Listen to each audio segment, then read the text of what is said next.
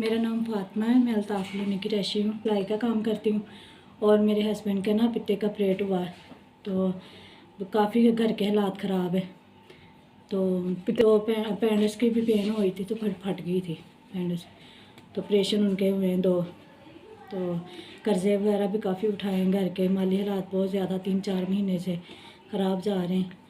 तो रेंट वगैरह भी काफ़ी देने वाला 3-4 महीने के। और ये मशीन भी हमने सेकंड हैंड ली थी, तो बड़ा ज़्यादा ख़राब करती है ये भी।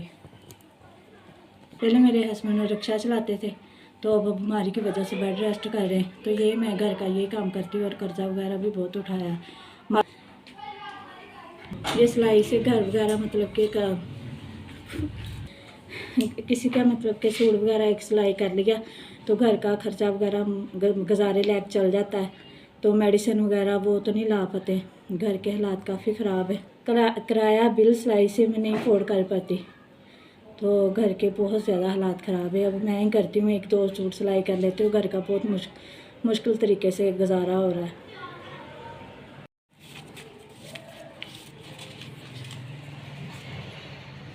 SVS वालों से मुझे 5000 मिले हैं।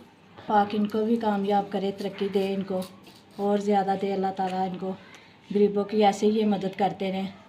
शुक्रिया इनका, बहुत बहुत मेहरबानी। SVS वालों से मैं गुजारिश करती हूँ कि मुझे सिलाई के लिए मशीन ले के दें।